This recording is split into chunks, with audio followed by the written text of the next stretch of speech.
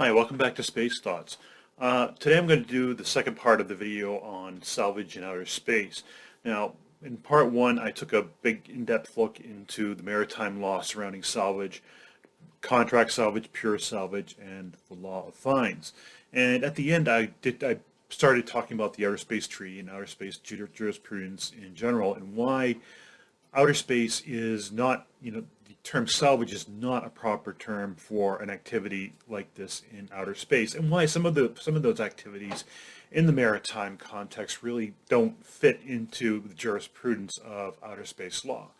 So I ended this talking a little bit about Article 8 of the Outer Space Treaty, and I'm going to start this video by talking about Article 8 and to explain why salvage and law of fines doesn't fit into the idea of, into the realm of outer space, into the domain of outer space. And then I'm going to talk to you about a concept that I have that might replace that. And it's really more semantics than anything, but I think it would help not only fit the idea of, salvage into outer space activities, but also get rid of some roadblocks that we have in current domestic law as well, and current domestic regulation as it pertains to non-governmental private space activities. So let's take a look back at Article 8 of the Outer Space Treaty again. And basically this lays out the reason why outer space, space objects in outer space aren't really applicable to the idea of pure salvage or the law of fines. Now, starts out, a state party to the treaty on whose registry an object launched into outer space is carried shall retain jurisdiction and control over such object and over any personnel thereof while in outer space or on a celestial body. In other words, if a rocket, if a space object, satellite, space capsule, what have you, is launched from the United States, the U.S. is the launching state, and it will continue its jurisdiction or its authority over that space object throughout the course of its travels through outer space, whether it's in orbit, whether it's cislunar, whether it's interplanetary, or on another celestial body. The U.S. will have continuous jurisdiction over that space object and any crew that are on board. So fundamentally, it says the U.S. it has the authority and is responsible. Article 8 goes on to say ownership of objects launched in outer space, including objects landed on or constructed on a celestial body, and of their component parts, is not affected by their presence in outer space or in a celestial body or by their return to the Earth. So fundamentally it says U.S. launched it, U.S. has jurisdiction, U.S. technically owns it. And of course, if we go to, for example, if we just talk of building a lunar base, if the U.S. builds a base on the moon, for example, the U.S. would retain jurisdiction over that. Another example on the moon is the artifacts at the Apollo landing sites. You have the descent module still sitting there. You have, in some cases, rovers. You have tools. You have instruments. You even have rubbish that is remaining on those sites. All those objects are still under the jurisdiction of the U.S. and they are also have continued ownership. So in other words, somebody couldn't go up there and just pluck something off, out of the sites, because the U.S. technically owns them. And this gets back to a little bit into what we talked about a little bit in maritime law with federal warships. The idea being that a nation doesn't disclaim ownership of a federal warship just because of the fact that it's a wreck sitting at the bottom of the ocean. It has continuous ownership in that, unless it does what we call expressly abandons that ownership. And what expressly abandons is it's more or less a legal test that is tested in court over the course of a litigation involving salvage or law of fines, for that matter, to determine ownership. The question is whether or not a nation, whether the state that the vessel or aircraft originated from disclaimed or abandoned the vessel by disclaiming ownership expressly. This actually came up in a case in Virginia at the Norfolk District Court for Norfolk. That what happened was a company went out off the coast of Virginia and actually found the wrecks of Spanish warships. I think it was one or two of them that went down several hundred years ago. They did some searching, and they found a lot of gold, gold and silver and other precious metal, other precious items on board, and they were getting ready to snag them. Well, I don't think technically they were in international waters, but the U.S. does have a treaty with Spain that basically says that the same principle of ownership of federal warships that occurs in international waters, the U.S. will apply that same status, that same privilege or right on any Spanish warships that are found within the or federal ships that are found within the territorial waters of the U.S. So, in other words, through that treaty, through that bilateral treaty between the U.S. and Spain, the idea is, the U.S. is going to extend those protections just in case something like this happened.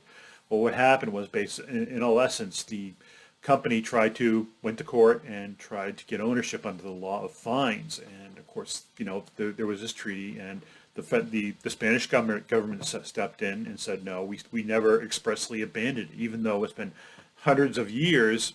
We have, since these ships have went down, and even though we didn't know exactly where they were, we never expressly abandoned them, and they're still a vessel listed on our register as belonging to the government of Spain. Now, I understand the governments of Spain have transitioned since those ships went down, but each successive government actually took the rights of ownership of those ships as well. And I believe the U.S. also got involved as a party in interest because of that law and such. So what happened was, after a lot of litigation, there was a lot of litigation and a lot of time where the valuables found on the ships were actually sitting in a vault. And I actually saw a photo of it. An attorney who was working on the case actually was permitted to show us a photo of these items. Basically, what happened was, the salvage company couldn't own all everything, or the warships, or everything found on there. Never received a judgment on the law of fines, but it was under the concept of pure salvage. It was granted a percentage of the cost of the recovery based on what we talked about with quantum merit in the last episode. So understand that. So yeah, I understand space objects have the same status as federal warships in that respect. So if I was as a private citizen were to get a launch license and go up and try and pick up a satellite that has been functioning for years, say, let's make things really tricky. I was to grab a hold of a depleted national security satellite, whether it be a remote sensing satellite or some other satellite. Say I was to grab onto that and claim it and try and through quantum merit, try and get the U.S. government to pay up. Well, that wouldn't work because fundamentally the government still owns that, and it's under the Outer Space Treaty. And I think the government would be really upset that you try to latch onto a national security satellite under a license, a launch license that was granted there. Also, the law of fines wouldn't apply because the U.S. government, because under Article 8, there really hasn't, that ownership continues in perpetuity. Now, I'm not going to get too much into saying, well, is it expressly abandoned? Because that's been talked about a lot, and I have some ideas on that idea for outer space objects, but I'm just not going to go down that road in this video. It's because, for one, my thoughts aren't really complete, and to a point where I really want to talk about them. But understand that, under that scenario, the law of fines and pure salvage just wouldn't apply because of that ownership clause in Article 8 of the Outer Space Treaty. Now, on the other hand, contract salvage might apply. Say the government actually hired this company to go up and do that. Well, in that case, for one thing, you probably wouldn't need a launch license of the FAA because it would probably be a national security mission. But in that case, yeah, you could go up, whether you're going to, recover the satellite in whole, or you're going to move it around or interface with it somehow. In that case, you'd have the express permission of the U.S. government to do it, and that would probably do something under contract salvage. And again, I just don't like using that word in the context of outer space. So fundamentally, my whole thing is, I don't, as I mentioned in the last video, I don't like comparing outer space to the maritime domain, just because they are so dissimilar, even though they have some similar analogies can be drawn from both. But the idea, and that really makes me cringe every time I hear the word salvage. In fact, I hear a lot of things about people saying, well, we need to, go to the UN and negotiate a treaty and create this right of salvage. Well, that's probably not going to happen anytime soon because treaties take a long time to get into effect, and it's just not, and it's something that probably would take 10, 15, maybe even 20 years to actually get everybody to agree what the right of salvage would look like. And just because, again, the word is inappropriate. So if not salvage, what then? Well, my thoughts, and this is going back to my work and just thinking about this a while, is instead of calling it salvage, let's call it something new. And that word is reclamation. And what does reclamation mean? Well, I'm going to start with the Merriam-Webster Dictionary of reclamation, which means the act or process of reclaiming. Subsequently, reclaiming is defined in two parts as to rescue from an undesirable state or to obtain from a waste product or byproduct. Now, how can we illustrate this? Well, actually, I talked about earlier this year about MEV-1 actually attaching itself to an Intelsat satellite that was put out of service. It basically took that satellite and maneuvered it so that it is back in service, and it's going to remain with that satellite for several years to continue its service, and then probably move it off to a graveyard orbit after, the time after everything has been expended on it. The idea and the backstory behind MEV is the MEV mission is really there wasn't when they were going to the FAA, when Space Logistics was going to the FAA to try and get approval for this, there was nothing specifically authorized by Congress that would, in other words, Congress didn't give the FAA any authority to actually authorize this specific type of mission. They didn't know what to call it, so it really took a lot of creative application of the current regulations to make this mission happen. So what my approach is under this idea of reclamation, if this was actually an actual recognized activity, this could be something that it would make licensing a lot easier and make other projects for interfacing with satellites, repairing and restoring them, or even disposing of them a lot easier to license. It would, because we would have an actual term to grasp on. So how do we do it? Are we going to go to the UN again and try and get a right to create an international treaty to get a right to reclamation? Again, probably not, because it's going to take a long time, and everybody's going to have an opinion. And by the time everybody gets done giving their opinions, it'll probably be 10, 15, maybe 20 years down the road. And in the meantime, a lot of people will be sitting around twiddling their thumbs or trying to, just going around in circles trying to get these missions authorized. So my suggestion is to go to Congress and create a law at the domestic level. And I'm going to call that, and basically, fundamentally, excuse me, this law would be similar to what was done with space resources back in 2015, where Congress granted the right to perform space resource activities to non-governmental entities, and that basically being that a private entity can go to a celestial body, harvest the resources, and by harvesting the resources, they gain possession of the resources, and they can keep them, they can sell them, they can trade them, they can do whatever they want with them because they possess them. So what I'm suggesting is that Congress sit down and create a law that basically creates a right to reclamation. And when I say reclamation, I don't necessarily mean possession in terms of like similar to the law of fines, but something under the idea of contract salvage, which basically makes things easier for companies to contract with a satellite operator to go up and service a satellite or repair a satellite or move a satellite, and be straightforward. Actually, give the FAA authority to this is a recognized activity. You have a license to perform a reclamation project. So, what a law might look for, I really I fleshed out the beginnings of it in the article that I mentioned, and I sent a link to in my last video. I'll place another link in the description in this video as well. But at the beginning, I basically come down on this, and this is what the law might look back at the beginning as a definition. Reclamation, the act by a non-governmental entity of recovering, repairing, servicing, or relocating a space object located outside the terrestrial environment.